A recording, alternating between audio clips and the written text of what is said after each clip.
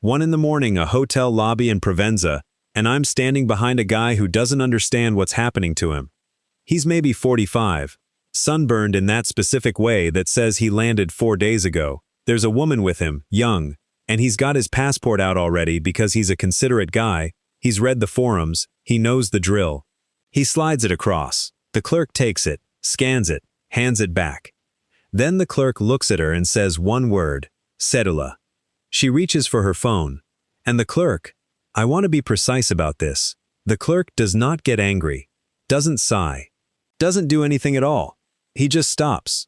His hands come off the keyboard and he waits. And the not moving is the entire message. And the American doesn't speak enough Spanish to receive it. So he does what Americans do, which is get friendly. He leans in. He smiles. He says something about how it's late, man, we're tired, and he starts to reach for his wallet. And I watch this 45-year-old man come within about 4 seconds of committing a second crime on top of the one he was already standing in the middle of, because he thought he was dealing with a bureaucratic annoyance. He wasn't. He was dealing with the last thing standing between that hotel and a padlock on the door. A hotel a few blocks from where I was standing got shut down indefinitely for exactly this. Not fined, shut. That clerk, on $1,100 a month, was the only person in the building who understood the stakes, and he was the only person in the building nobody was listening to. I'm Luke. I've spent the last 7 years moving between cities in Latin America, about 18 months of that in Medellín across 3 separate stays, and I've watched some version of that lobby scene maybe 30 times. By the end of this, you're going to understand why she's interested in you. Not the flattering version, not the cynical version, the actual mechanics. And you're going to understand why the men sitting in Colombian prisons right now, doing 14 and 20 years, mostly did not arrive in this country thinking they were doing anything wrong. If you're considering doing something similar, or you just want to know what it's actually like, please subscribe so you don't miss the next one. Let me start with why I came back. I came back to Medellín in February because I'd been hearing 2 completely different stories about it, and I couldn't square them. Story 1. From guys in my comments and a couple of friends who'd passed through. It's over, they ruined it, police everywhere, the city turned on foreigners. Story 2. From a buddy who's been in Envigado 4 years, nothing's changed, they're clearing out garbage, and if you notice the difference, you're the garbage. Both of those are wrong in an interesting way, and I wanted to see which direction the wrongness ran. I took a 1-bedroom in Manila for $1,400 a month. Furnished, good light, a balcony I actually used, 10 minutes walk from Provenza, and just far enough that I didn't hear it. 1,400. I want to sit on that number, because in 2019, my first stay, I had a bigger place in Laureles for 600, and I thought I was overpaying because I was a gringo who didn't know better. I probably was. Doesn't matter. The number's more than doubled in 6 years, and the wages of the people who live in those buildings have not. That's not a real estate observation. Hold on to it, because it's the whole video. First week, I walked to Provenza on a Friday night, the way I've done 100 times. And the first thing I saw was the stickers. On lampposts, on the backs of street signs, on the roll-down doors of shops that were closed. Go home, gringo. Some of them in English, which is the tell. A sticker in English isn't a complaint, it's a message with a delivery address. Second thing I saw, barricades at the entrances to the streets around Leras, and police, a lot of them women, stopping groups of girls and asking for ID, checking, turning some of them around. And the ones who got turned around didn't leave. They stood on the other side of the barricade, 20 feet out, in the dark, smiling at the men walking in. I stood there a while looking at that, and here's what I want you to take from it, because it took me a couple of weeks to get there myself. Everybody reads that scene as a crackdown. It's not a crackdown. A crackdown is a police action. What I was looking at was a city that had made a decision about a specific category of visitor and was executing on it in public, with a budget, on a Friday night, at the exact coordinates where the money is. Nobody picked those 4 parks because that's where the crime is. They picked those 4 parks because that's where the video gets filmed. And the men walking past those barricades, into the bars, with a Translate app and a theory about themselves, every single one of them thought the barricade was for somebody else. That's the tension I want to set up. There are 2 Medellins operating in the same square kilometer. There's the one in the videos from 2019, which was real, and which is gone. and which men are still using as a map, and there's the one that exists now, which has spent 2 years building an apparatus specifically designed around the assumption that a foreign man cannot be trusted to know who he's talking to. The apparatus is right about that. That's the uncomfortable part. It's right. So, why is she interested in you? Every man who's had it happen has a story about it. And I want to be honest that I had one too. First month here, 2019, I was 31. I'd been out of the States about a year, still carrying a breakup around like a rock in my jacket, and a woman at a place off Provenza put her hand on my forearm to make a point in a conversation, and I felt something reorganize in my chest. I thought, oh, I've been living wrong. That's the story. It's always some version of that. And notice the shape of it. Notice that the story is about me. Every single one of these stories is about the man. She's interested because he's different from the local guys. Because she appreciates maturity. Because back home women are ruined, and here they're not. Because he's finally somewhere that values what he actually is. None of that is a read on her. It's a read on him, wearing her face. Here's the read I didn't have. Minimum wage in Colombia runs somewhere around $400 a month, give or take, wherever the peso is that week. A professional job in Medellín, a real one, an office, a degree behind it, might be 800, might be 1,000. Now, I'm in a bar in Provenza, and I buy a bottle for the table. 200, 250. I do it without a flicker, because to me, it's a Tuesday.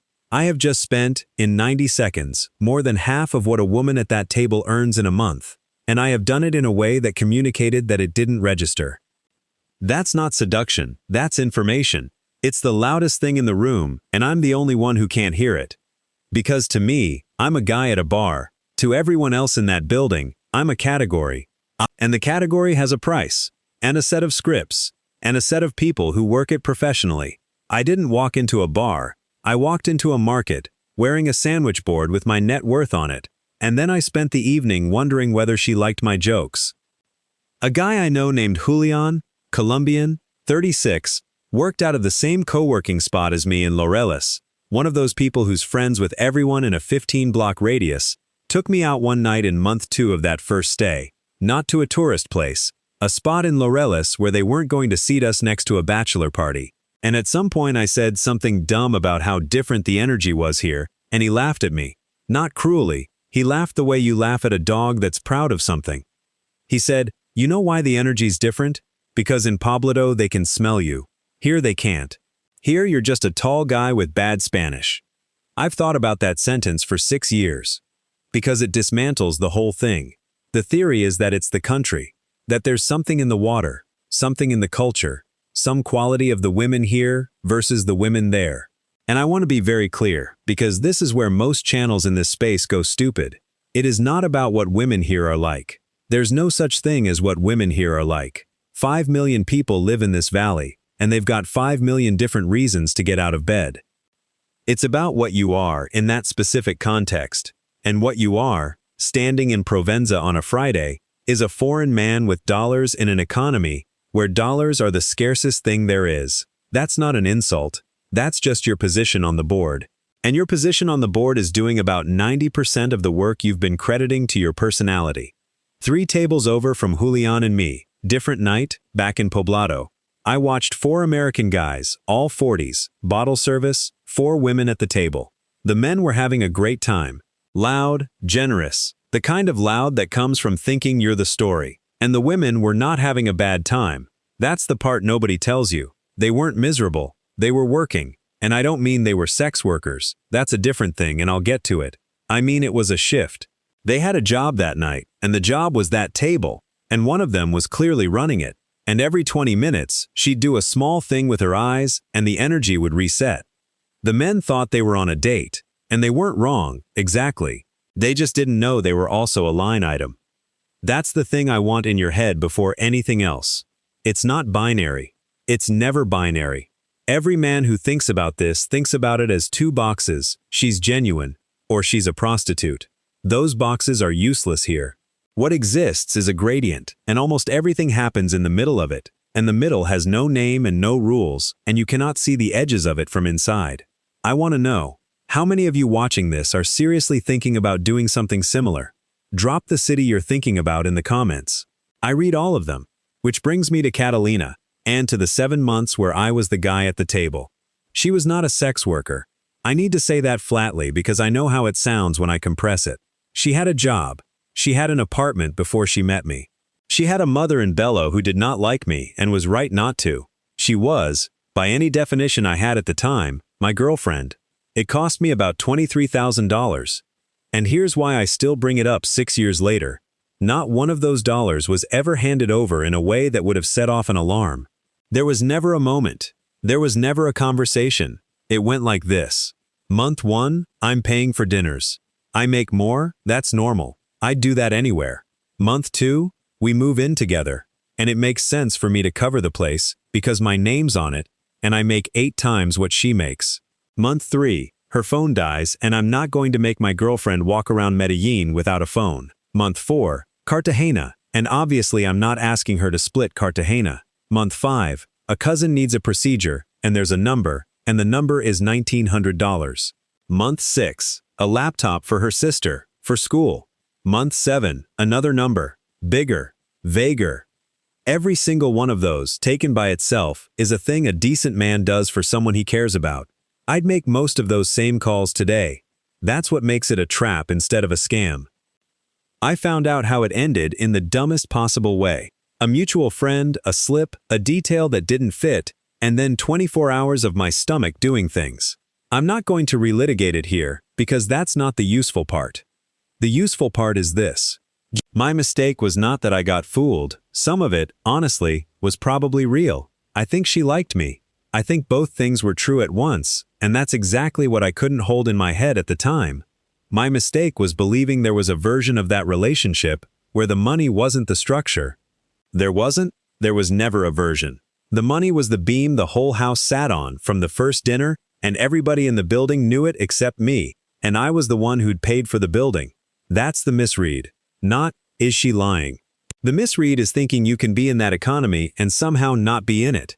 That your particular connection has floated free of a $2,000 a month gap in what a life costs. It hasn't. It doesn't. Not for me. Not for you. Not for the guy who's about to tell me in the comments that his situation is different. Now, $23,000 is an expensive education and I got off cheap. Let me explain what I mean by cheap, because this is where it turns. Watch the same misread run on a different variable. Guy's 45. She's 22. And he has a theory. And the theory is the one I described earlier. Over here it's different. Over here they appreciate an older man. Back home a woman like this wouldn't look at me. He has explained a 23-year gap to himself using a story about culture. The story has one thing wrong with it. The story does not have $400 a month in it. The story does not have his passport in it. He's taken the single largest structural fact in the room and left it out of his own explanation, because including it would make the story less flattering. And the story is what he came for. And here's what that man does not know, and what nobody in his comments section is going to tell him. The age of consent in Colombia is 14. Men find that out, and something lights up behind their eyes. They think they've found a loophole. What they've actually found is the mouth of the trap, and I've watched guys walk straight into it while feeling clever. Because there's a second statute, Article 217A of the Colombian Penal Code. And what it says is that anyone who solicits or requests sexual acts from a person under 18 in exchange for payment or the promise of payment, in money, in kind, or in retribution of any nature whatsoever, goes to prison for 14 to 25 years. Read that again. Under 18, not 14. The second any money or anything of value enters the picture, the line jumps from 14 to 18 and it does not move. And it gets worse from there. In 3 specific ways I want you to actually hear. 1.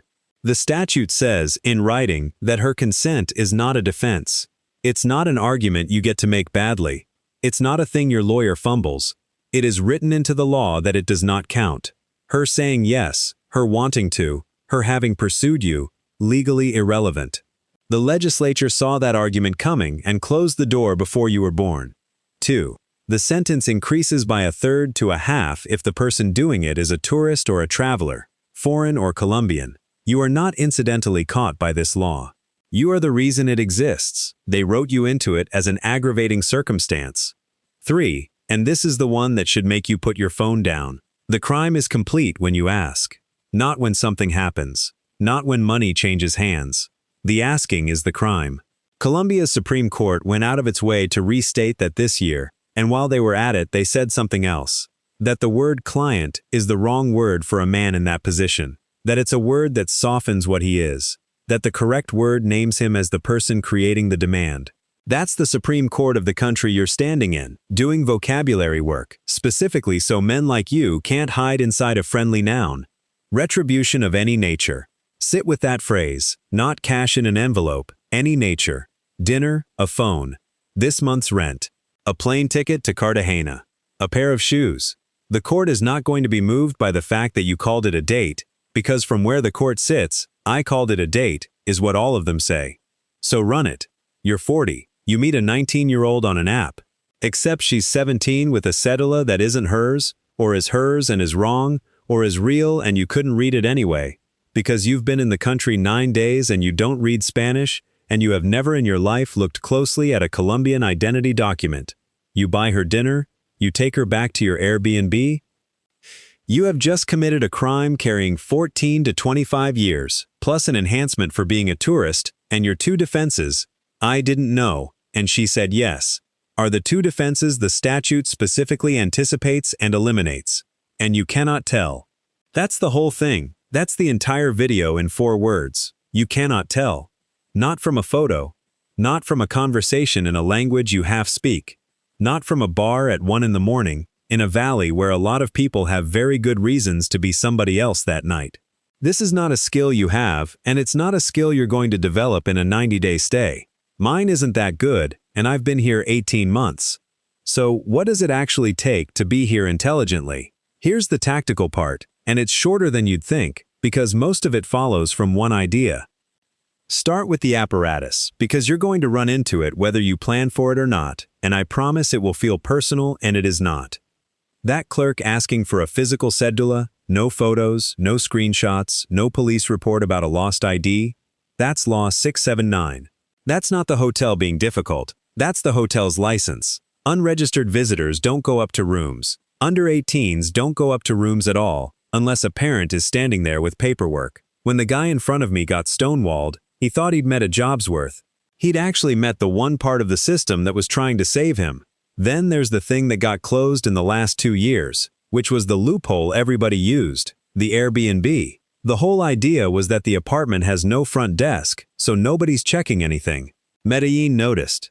The city is now running an inspection regime on short-term rentals in residential buildings and, this is the part that matters to you, cross-checking guest data with Migración Colombia to work out which properties are housing foreigners and whether the stays are getting reported. 93 case files in 6 months.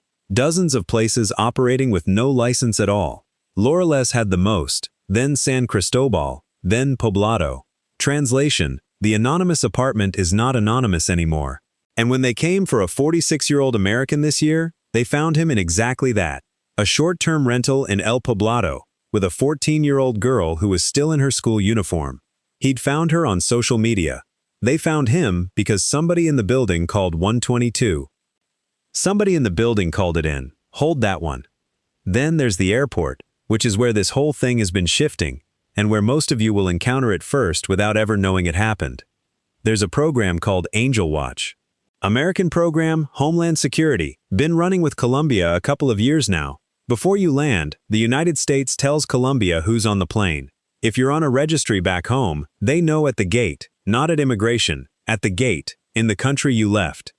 That's just the automated layer. On top of it, Migración officers have discretion, full discretion. They can look at you, talk to you for 90 seconds, and put you back on the plane, and there's no appeal and no lawsuit and no calling the embassy, because entering a country isn't a right. Last year they turned away around 110 people nationwide on suspicion of this. Most of them Americans. Most of them at Rio Negro, which is the airport you fly into for Medellín. This year is running ahead of that pace. 60 in the first 4 months, 48 of those in Medellín alone. 10 of them in a single day in March. 9 Americans, 1 guy from Anguilla, all off a Miami flight through Panama. They opened the bags. What was in the bags made the decision for them. And my favorite one, because it tells you how thin the margin is now. 5 American guys, Houston to Rio Negro, turned around because of what they said to each other on the plane. Somebody heard them. Somebody said something to somebody. They never made it past the desk. That's not a police state. That's a country where enough people are paying attention that a conversation at 30,000 feet is a data point. So, here's what it takes, and none of it is complicated. Verification is not a vibe. If you can't read the document, you're not verifying anything. You're performing verification for your own benefit, so you can tell yourself later that you tried. If the entire chain of evidence for how old she is runs through her telling you, you're gambling 15 years on a stranger's answer to a question that has an obvious right answer. Which is why I run a floor, and my floor is 25. Not because a 23-year-old is dangerous. Because the error costs are insane in one direction and 0 in the other. If I'm wrong on the high side, nothing happens to me. Nothing at all. If I'm wrong on the low side, I'm 61 when I get out. You don't need a fancy decision framework for a bet that lopsided. You need to not take it. On money, the second you're covering anything structural, rent, phone, the family, you're not in a relationship, you're in an arrangement. And the arrangement has terms you didn't negotiate and can't see. That's not a reason to never do it. Plenty of arrangements are fine when both people know the name of the thing. It's a reason to know what you're in. I didn't, for 7 months, and the not knowing was the expensive part, not the money.